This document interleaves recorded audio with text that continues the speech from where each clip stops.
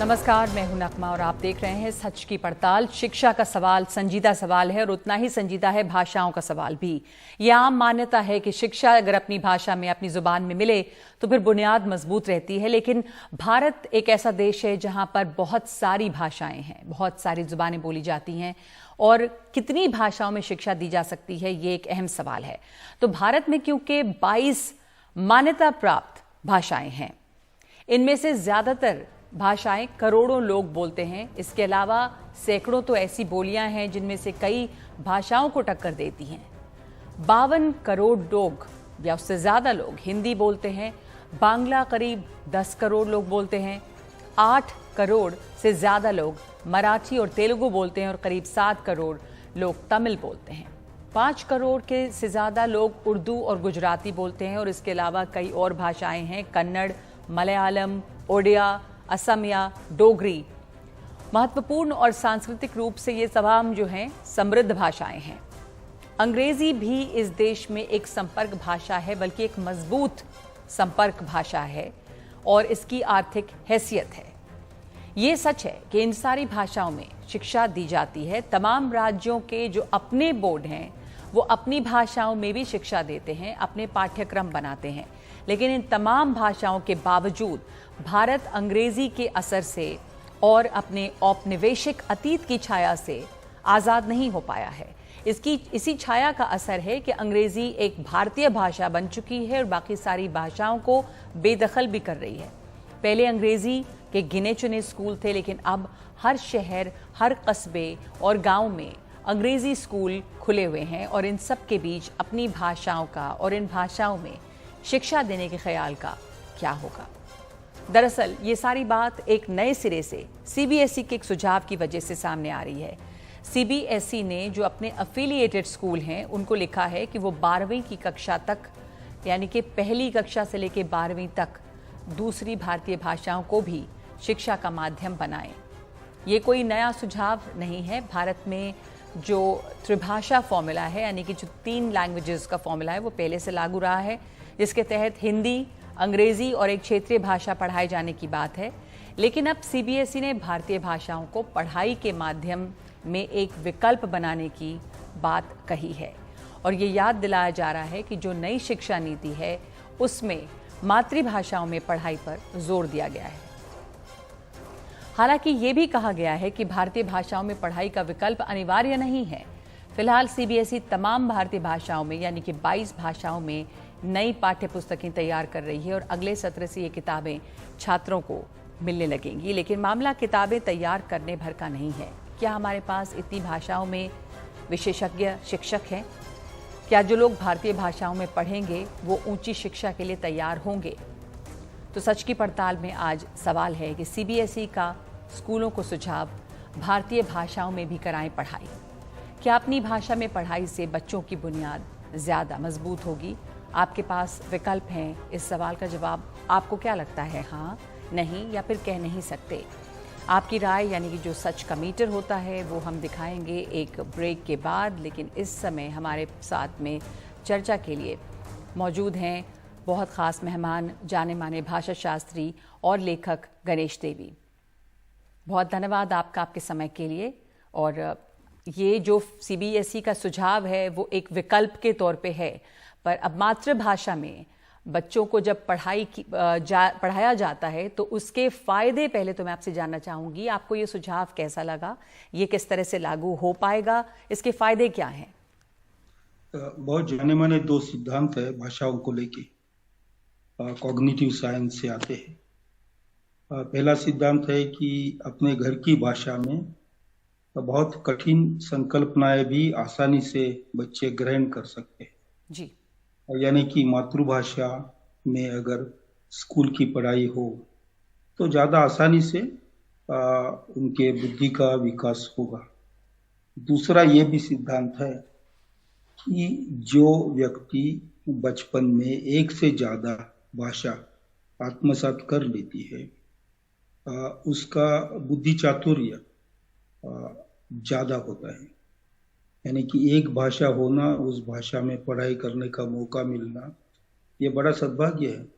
एक से ज्यादा भाषा में पढ़ाई करने का अवसर मिलना, ये उससे भी ज्यादा अच्छा मौका होगा। जी। ये कॉग्निटिव साइंसेस ने मान्य किया है। लेकिन आप जो कह रही है कि मातृभाषा में पढ़ाई, उसमें अ, हमारे देश में मातृभाषा और भाषा, इसमें एक अ, फर्क बताया गया है। जैसे कि 2011 का सेंसस आया तो उसमें 1369 मातृभाषाओं की यादी बताई गई है, लेकिन उसमें से केवल 122 को ही भाषाएं माना गया है। होता है ये कि राज्य की भाषा, किसी एक राज्य की भाषा, जैसे गुजरात में गुजराती, बंगाल में बंगाली, कर्नाटक में कन्नड़, ये बच्चों की मातृभाषा ऐसे माना जाता है।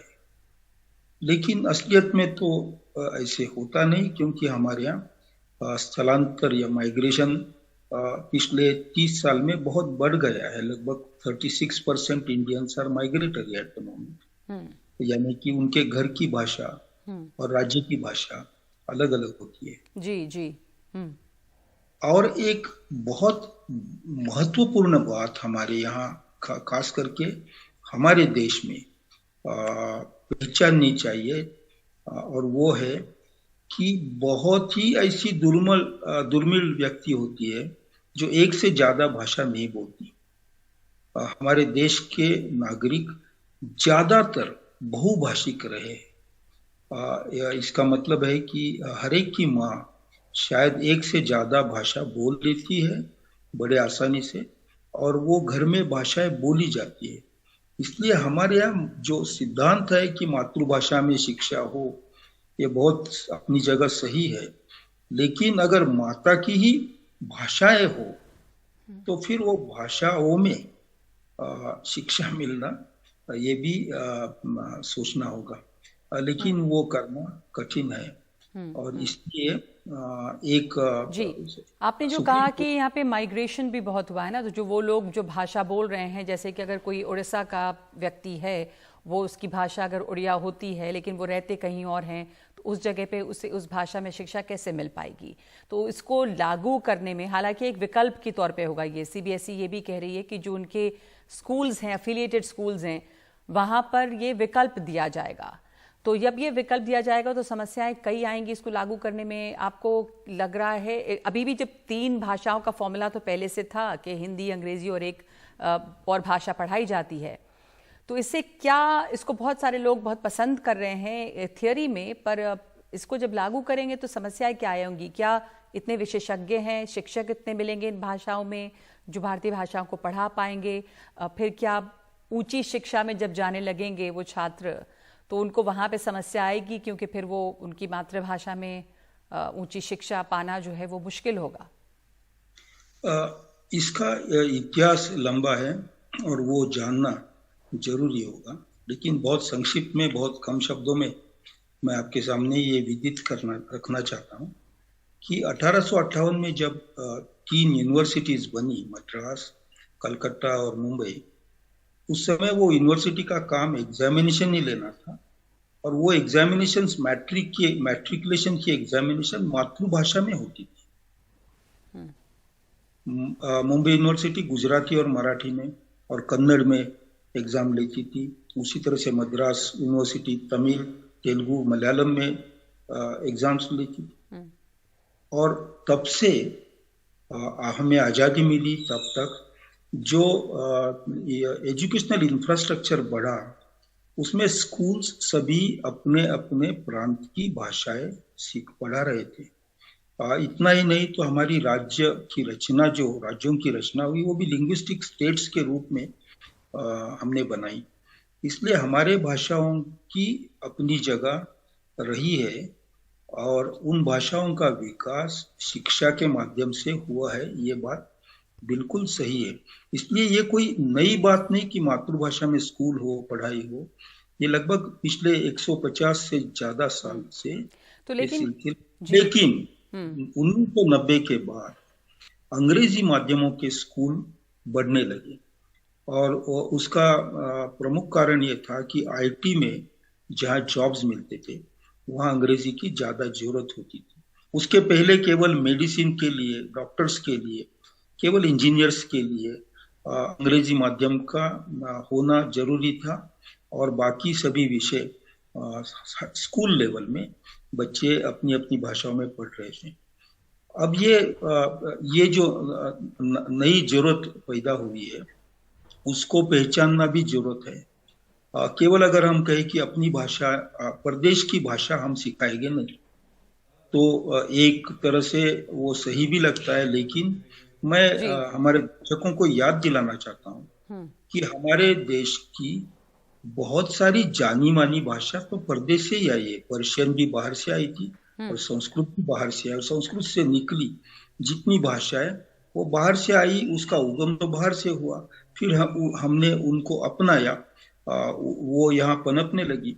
उसमें हमने प्राकृत, द्रविडिक भाषा, पाली तो का मिश्रण जी किया, जी नई भाषा अपनाई। तो हम्म अगर हमारे बच्चे घर में अपनी भाषा बोल लेते हैं, उन्हें प्राइमरी स्कूल में 5th स्टैंडर्ड तक अपनी भाषा और अपनी भाषा में सीखने का मौका मिलता है तो बहुत अच्छा होगा। उसके बाद उन्हें दूसरी भाषा और कोई तीसरी भाषा पढ़ना, जानना, ये नए दुनिया के लिए बड़ा जरूरी है। तो नहीं एक तो हम क्या करेंगे, ये पंछी जी है, उनके पैर हम बहुत ताकतवान बनाएंगे, लेकिन उनके जो पंख है वो हम काट लेंगे, तो वो तो ठीक नहीं। तो एक विकल्प के तौर पे ये रहेगा, ये ज़रूर है कि इसलिए ये लगता भी है कि शायद ज़्यादा से ज़्यादा छात्र जो हैं वो इस विकल्प को नहीं चुनेंगे, क्योंकि सबको लगता है कि आगे जाके आपके पास मौके जो हैं वो सिमटने नहीं चाहिए, आपके पास और दायरा जो है वो बढ़ना चाहिए कि आप क्या कुछ कर सकते हैं। और अगर आप सिर्फ क्लास 12 तक अपनी ही भाषा में पढ़ेंगे,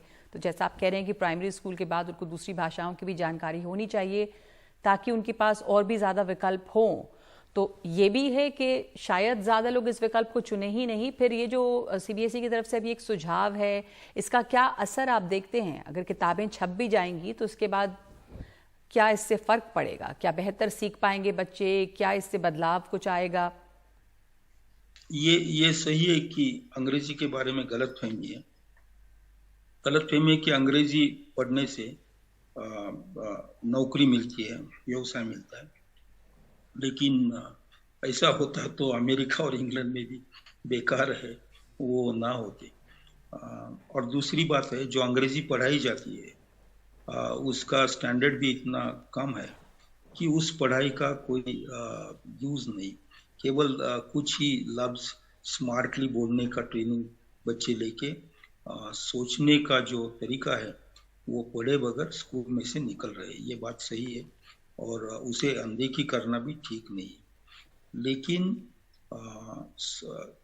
अगर ये ऑप्शन मिला कि अपनी खुद की भाषा में मैट्रिकुलेशन तक, यानी 10वीं स्टैंडर्ड तक या 12वीं स्टैंडर्ड तक बच्चे पढ़ सकें, तो हमारे देहात में रहने वाले बच्चे, आदिवासियों के बच्चे, शेड्यूल कास्ट के बच्चे, जो घुमंतू जनजाति है, नोमैडिक ट्राइब्स, उनके बच्चे जो है वो आज तक शिक्षा के लिए तरस रहे थे, उनके लिए एक बड़ी चीज हासिल होगी कि वो अपनी भाषा में पढ़ेंगे। साथ लेकिन साथ आपने जी शुरुआत में जब आपने कहा था कि भाषाएं इतनी ज़्यादा हैं, वैसे भी हमारे यहाँ पे कई भाषाएं तो ऐसी हैं कि उनको मान्यता प्राप्त भाषाएं नहीं है, पर फिर भी इतना ज़्यादा उनका विकास हुआ है।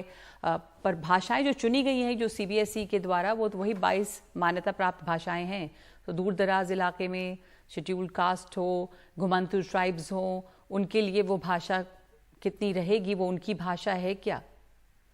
पार्लियामेंट में 2020 में जो जानकारी दी गई मिनिस्टर के तरफ से, उसमें 28 भाषाओं में टेक्स्ट बने हैं, ये जानकारी दी गई। लेकिन वो टेक्स्ट कैसे है, उसका स्टैंडर्ड क्या है, क्योंकि उसके पहले तो जो 22 शेड्यूल लैंग्वेजेस है, अनुसूचित भाषाएं है, 8वें परिशिष्ट में बंदा हमारे संविधान के, उसमें तो टेक्स्ट बने ही थे उसके पहले से।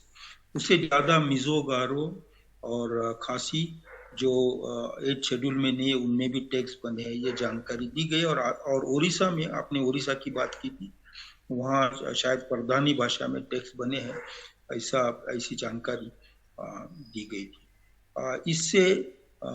इससे सभी छात्रों को लाभ नहीं होगा, क्योंकि बहुत सारे ऐसे छात्र हैं जो भिल्ली भाषा और गोंडी भाषा बोलते हैं। अपने स्कूल में ही उनके लिए मराठी या हिंदी सीखना एक बहुत कठिन काम होता है। उसके बाद जाके सेकंड लैंग्वेज और थर्ड लैंग्वेज, ये बात उनके लिए बोझा हो सकती है। लेकिन एक तरीका अपनाना बहुत जरूरी है, और मैं ये बार बार ये कह रहा हूँ, कोशिश कर रहा हूँ समाज को समझाने की, कि भाषा पढ़ाने के लिए देखिए, भाषा के दो पहलू है भाषा शिक्षा के। एक तो है भाषा की शिक्षा और दूसरा है माध्यम की भाषा। तो भाषा की जो शिक्षा है जी, वो अपने घर की, अपने परिवार की भाषा की शिक्षा देने के लिए स्कूल की जरूरत होती नहीं है, क्योंकि हमारे दिमाग में हमारा ब्रेन स्ट्रक्चर है, उसमें लगभग 3.5 साल के बच्चे को बहुत ही कॉम्प्लेक्स, बहुत ही गंभीर हम कह सके, उस तरह की भाषा की रचना करने का हुआ होता है। हाँ, इसलिए स्कूल पे जाकर उसे वो भाषा सीखने की जरूरत नहीं। जी, तो ये इस समय जो है सवाल, ये हमने लोगों से भी पूछा है, और हमारे पास इस समय इस चर्चा के लिए इतना ही सा समय है। बहुत धन्यवाद आपका गणेश देवी जी हमारे साथ जुड़ने के लिए, इस पर बात करने को। लोगों से हमने ये पूछा है कि उनको क्या लगता है भारतीय भाषाओं में पढ़ाई से क्या बच्चों की बुनियाद ज़्यादा मजबूत होगी। एक ब्रेक के बाद।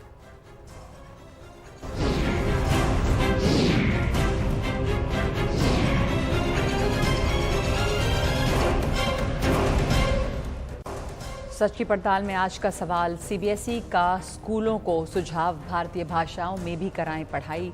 क्या अपनी भाषा में पढ़ाई से बच्चों की बुनियाद ज़्यादा मजबूत होगी?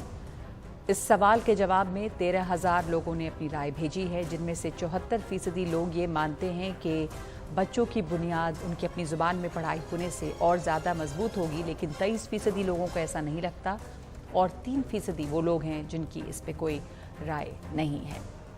तो सच की पड़ताल में इतना ही। नमस्कार।